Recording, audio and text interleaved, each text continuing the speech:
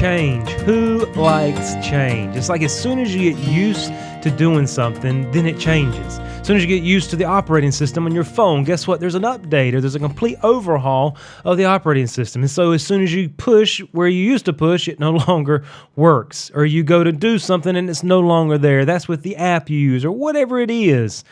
Stuff is constantly changing. Now, life is in a constant transition, constantly moving and changing. It never sits still. This really, I've known it, but for some reason it really settled in my mind as I've been thinking about seasons of life and really studying through it. There's never a moment in our life or in this world that something is sitting still. Everything is moving. It's in a constant transition, moving in time, moving in deterioration, moving in growth or whatever it is. Nothing sits still and stagnant. So some changes stay the same. They just go through cycles. Like we start our work week on Monday, we end it on Friday, and then the next Monday and the next Friday. Maybe you start class on Tuesday and you end classes on Thursday. So every Tuesday through Thursday, that's your cycle of classes. Some changes happen through the process of time. Electricity did not always exist in the way that we use it. Cars were not always exist. It was horses and buggies, but now we have cars and planes. Used to it was a landline. And I remember those days, and you had the telephone, and you had a long wire that was connected to it, so you could leave the phone in a corner and talk on the other side of your room. Now we have cell phones, and the landline is something of the past. We have the internet now. We have the ability to fly to the moon with no issues. Here recently, everything went from meeting in person to Zoom meetings, working from home and doing class from home. School changes, jobs, kids, all this is transitions and seasons that come into our life. But as we think about change specifically, change does something to people. And so we're going to talk about this. How do we handle the change or all the change that comes into our life? Through the seasons of life, change comes. And so change does something to people. For some people, it upsets them. They don't like change. For other people, they embrace it and they advance and they move forward with change. Some people see change as unnecessary.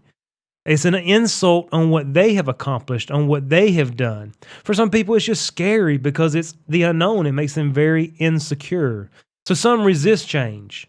We've always done it this way. Have you heard that? We don't need to do something new. We've always done it this way. It works. If it ain't broke, don't fix it. I'm sure you've heard that as well. On the flip side, some people love change and they're constantly embracing it and they're constantly moving forward and thinking up creative ways and inventing new ideas and inventing new products, and advancement continues through this progress of change. Change can be positive and change can be negative.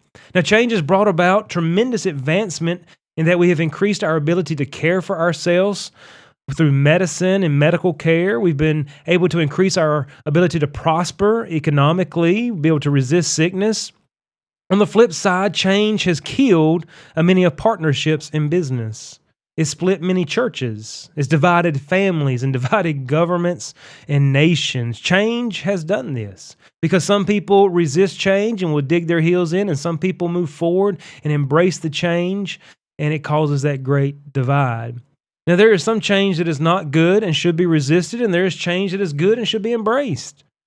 There can become that great divide between those who don't want change and between those who do. So what do we do about all the change that comes into our life? Solomon talked about seasons of change. He says in Ecclesiastes 3, verse number 3, he said, a time to kill and a time to heal. And look what he says here, a time to break down and a time to build up. Now he's talking there and he says a time to break down and a time to build up. He's talking about the seasons of change that come into our life. And so what does God say about change? Well, number one is there are seasons of change. And then secondly, there are seasons of transition. So there are seasons of change. Change is a natural part of life. Change in life is as natural as you and I breathing air right at this very moment. It's God ordained and can be used for good. Change is not necessarily prohibited by God. God uses and God ordains change. So we understand here, first of all, there are times to break down. Essentially, there are times to stop doing what we have always done. You hear people say that. We've always done it this way. And sometimes it's good to continue with that, but there are times, seasons, when it's time to stop doing what we've done in the past. There's a time to discontinue that product, that effort, that plan, that business, that ministry. There's a time to upgrade your phone, upgrade your operating software to the newest, because otherwise you can't keep pace, you can't keep up and do all that you'll want to do. Now, I know there's some of you out there who are still resisting the smartphone. You have a flip phone. I know people like this. They are dead set, and eventually you're going to be forced to get the smartphone. Embrace the change, right? I'm just kidding, but I know there's some of you out there. You see, there are just some things that become not as effective as before, and change is necessary. There's some things that work great, and we really don't need to change. I have plenty of those things, but change comes, and it's just you try to keep it as long as you can. Why about change? It's frustrating because it changes. It causes us to be insecure. We have to learn something new. It becomes frustrating. And because of the very principle that we're talking about, change happens, we understand life is governed by change. That's a truth. It's a principle. We can't avoid it. We can't stop it. You can't make change not come into your life. Now, have you ever traveled through the country and you see the towns where there's not hardly any life left? As I've traveled with our ministry and go through some of the rural areas of different states, it's very sad and depressing, honestly, as I go through and I see what used to be. And you could tell it was thriving at one point. There was great business, and I envision in my mind as I ride through those areas, the people walking the streets, the cars, the business. Then I ask myself, what happened? Where did they go? You see, change happened. And either change that came in sent people and business elsewhere, or people didn't embrace the change and didn't get with the times. And so businesses fail and have to go out of business, and roads go different ways, and so forth. So the times when we must understand the times we're living in. There are times, what I'm trying to say is there are times when we must understand the times that we're living in, to understand and discern the culture, so you and I know if we need to change or if we need to resist the change. You see, if we're unwilling to change when it is needed, we can find ourselves minimizing our effectiveness in life, minimizing our influence, where we will find ourselves getting left behind, not being a good steward of the resources and opportunities that God is trying to give us. So change is not always bad.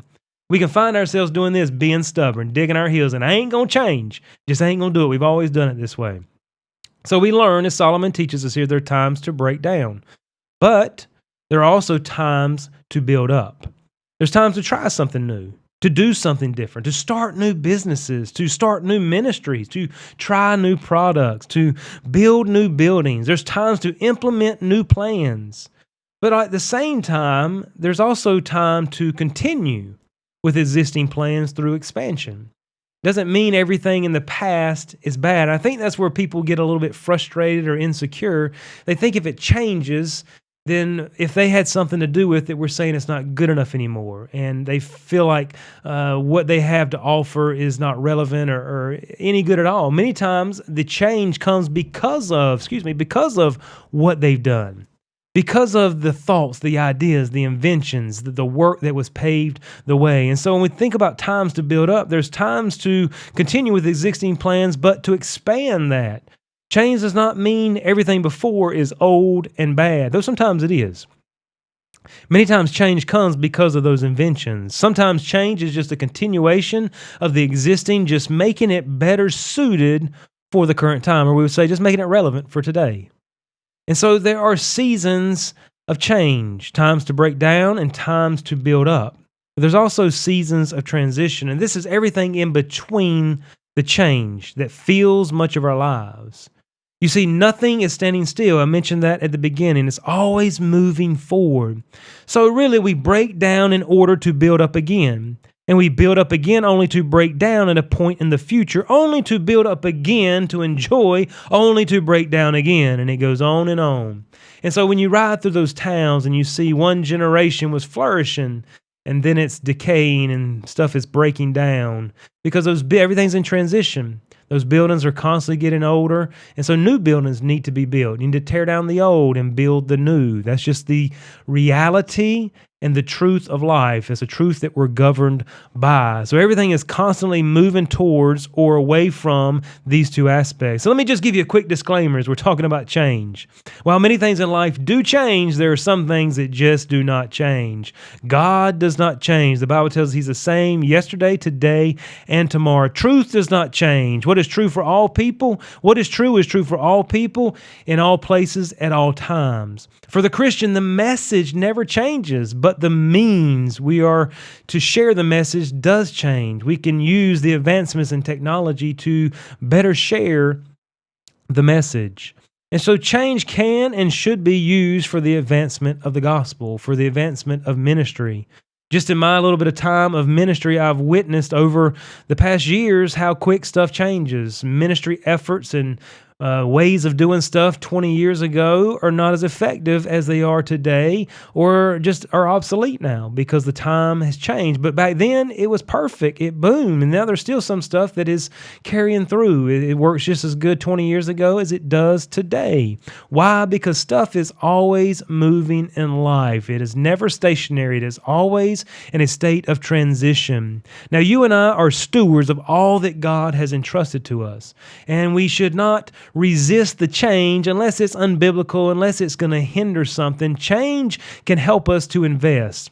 You see, we're required as stewards to care for and maximize the investment by using it to serve others to its maximum potential. And sometimes change will allow us to invest and increase more and more. If we resist the change, guess what? We'll only invest a little bit, because we won't take part in the potential that God has there in the change. So in order to maximize that potential, change is needed. Change is good, and change many times produces growth. You remember this, it's God that orders the change through the natural seasons of life. He does that. It's not that God is against change, even though He is unchanging. The seasons of life bring change, advancement, so forth. And so change is a natural aspect of life. Things keep moving. New people are born and old people pass away. Life keeps going, and Solomon saw that, and he said that's a great vanity, how it just keeps going and just leaves people behind. But change will happen regardless of what you and I think or do. Each generation goes through times to build up and times to tear down. It's not just our generation. You've had many people before you experience the same thing. So you and I can resist the change, or we can embrace the change. You and I have the choice to make. Resisting the change will just frustrate you and possibly cause you not to invest the talents and the gifts and the resources God has given you to its maximum potential. Or you and I can embrace the change and use it to steward all that God has entrusted into our care to reach its maximum potential.